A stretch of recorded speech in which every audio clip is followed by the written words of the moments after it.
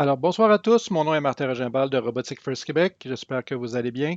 Alors, dans la capsule de ce soir, on voulait vous présenter un programme First qui s'appelle le défi Techno First. Certains d'entre vous, sachez que nous avons tenu un projet pilote de la dernière saison avec deux équipes. Alors, on voulait vous faire un compte-rendu de ce que c'est que ce programme-là et quelles sont les possibilités pour l'avenir de ce programme-là au Québec dans les années qui viennent. Alors, je vais vous présenter notre chargée de projet pilote pour 19-20. Il s'agit d'Amélie Boucher. Qu'est-ce que le défi TechnoFirst? Le défi TechnoFirst s'inscrit dans une progression cohérente de programmes chez First. Les équipes, jusqu'à 15 membres de 12 à 18 ans, doivent concevoir, construire, programmer et utiliser des robots pour participer à un défi en tête-à-tête dans un format d'alliance. Un peu comme en FRC, mais c'est seulement 2 robots en tête-à-tête au lieu d'être 3. Les équipes utilisent un robot réutilisable d'année en année de la taille d'un micro-ondes. Ils ont le choix entre Eve ou Tetris dans le but de réaliser un défi surprise lancé début septembre. Les équipes du défi TechnoFest peuvent se vivre en classe, en parascolaire et même en contexte communautaire. De plus, ils apprennent à travailler ensemble, à s'intégrer activement dans leur communauté et à communiquer efficacement. En effet, ils doivent tenir un cahier de l'ingénierie tels que de vrais ingénieurs et le présenter devant un panel de juges. Ce cahier de l'ingénierie est ultra important dans le défi TechnoFirst. En effet, c'est sur celui-ci que les prix sont basés. Quand est-ce que ça a lieu? Le défi TechnoFirst commence en mai, lorsque les équipes se forment et que les inscriptions commencent. Le coup d'envoi de la saison a plutôt lieu début septembre, lorsque le défi de la saison est annoncé. La saison de conception et de construction s'étend de septembre à janvier. La saison des tournois varie selon la région et peut commencer dès octobre et se poursuivre jusqu'en avril. Les tournois régionaux et provinciaux font avancer les équipes vers les super tournois de championnats régionaux. Et les gagnants obtiennent des places au championnat du monde First à la fin avril. Il existe également de nombreux événements hors saison où les équipes participent, élaborent des stratégies, perfectionnent leurs compétences, apprennent de nouvelles technologies, rencontrent d'autres équipes et bien sûr, s'amusent. Combien de temps ça demande? Les mentors ou les bénévoles adultes rencontrent leurs équipes au moins une fois par semaine pendant la saison de construction et de compétition, de septembre à avril. De nombreuses équipes vétéranes se réunissent également tout au long de l'année scolaire et certaines participent à des événements hors saison pendant l'été. Vous, votre famille et votre temps libre disponible pouvez décider ensemble du temps que vous pouvez consacrer au programme. En tant que membre de l'équipe, la même chose s'applique. Les étudiants se réunissent au moins une fois par semaine de la mi-septembre à avril. Comme tout sport ou autre activité parascolaire, plus vous investissez de temps, mieux vous perfectionnez dans vos tâches. Combien ça coûte?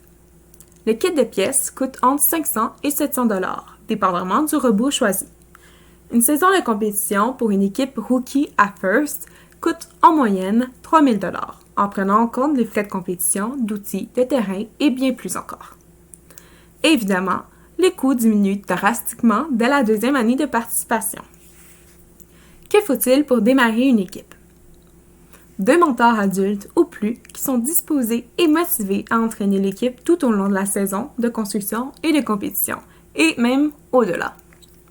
Au moins 4 étudiants de 12 à 18 ans qui sont prêts à donner un peu de temps après l'école pour apprendre et réaliser avec succès le projet de l'équipe. Tous les niveaux de compétences techniques ou non sont bienvenus.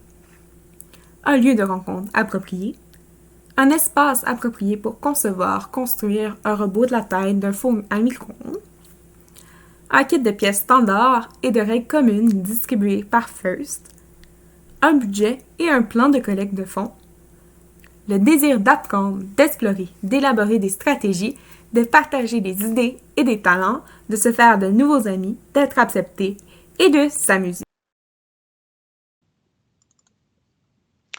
Alors, merci beaucoup, Amélie, pour cette présentation. Maintenant, je vais vous parler du projet pilote qu'on a tenu lors de la dernière saison. Projet pilote auquel deux équipes ont participé. Il y a deux écoles qui se sont bien prêtées volontairement à notre projet pilote. On les remercie d'ailleurs chaleureusement pour leur participation et puis leurs efforts. Ils ont fait office de pionniers.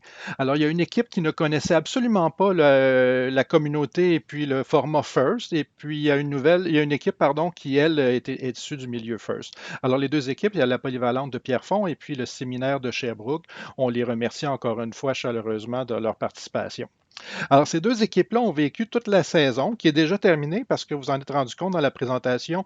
La saison en défi Techno First se termine assez rapidement. En fait, ce qui est prévu, ce qui est voulu, c'est que les tournois soient terminés avant que la compétition de Robotic First entre en événement. Donc, ça veut dire que les événements FTC habituellement sont terminés autour de la mi-février pour laisser place aux événements FRC. Mais évidemment, tout le monde qui se qualifie peut accéder au championnat du monde, au championnat First à la fin avril.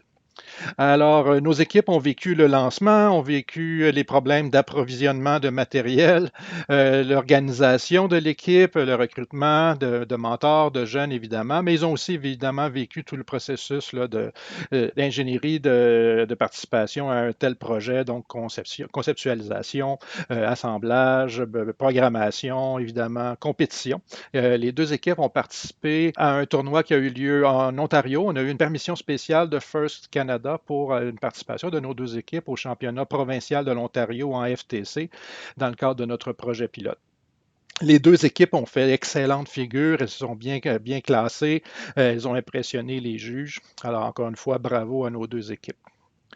Suite à la fin de la saison, évidemment, Amélie a fait plusieurs observations et nous avons évalué l'impact de ce programme-là pour nos communautés ici au Québec, l'intérêt est définitif pour ce programme-là qui va chercher un segment là, d'écoles et un segment de jeunes et de mentors que les programmes FLL et FRC peut-être vont difficilement chercher. On a évidemment de notre côté évalué les coûts pour une équipe, bien sûr, de vivre une saison de FTC, mais aussi les coûts pour nous en tant que partenaire régional, pour la logistique qui entoure la tenue et l'organisation et le développement d'une ligue en bonne et due forme et reconnue par First.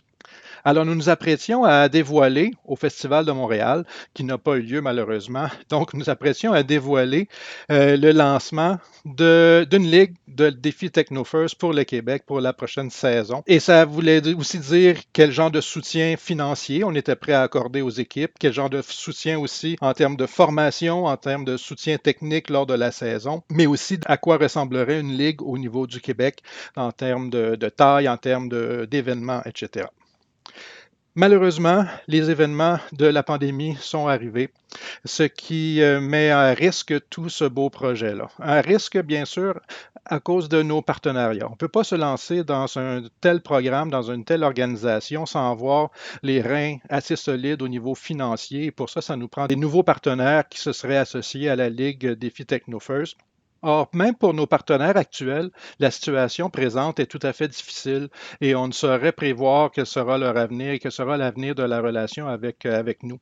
Donc, la situation est beaucoup trop risquée pour nous pour pouvoir lancer malheureusement le programme la prochaine saison. Maintenant, on sait qu'il y a des milieux qui sont très intéressés par le programme, par la technologie.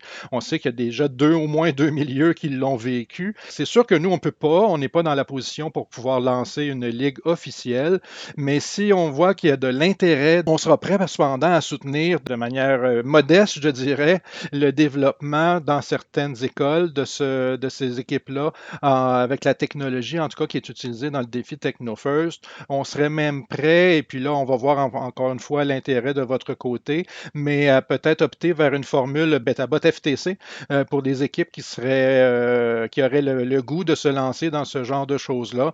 Donc, un truc où on n'aurait pas l'obligation de tenir des événements, on n'aurait pas besoin de financement, etc. Évidemment, les équipes à ce moment-là se lanceraient dans cette aventure-là de manière autonome. Et puis l'objectif, évidemment, serait un lancement en bonne et due forme d'une ligue québécoise en défi TechnoFirst. Alors voilà les nouvelles pour ce programme-là. Des nouvelles qui sont malheureuses, mais j'imagine que vous comprenez la situation. Merci bien. Bonne fin de soirée.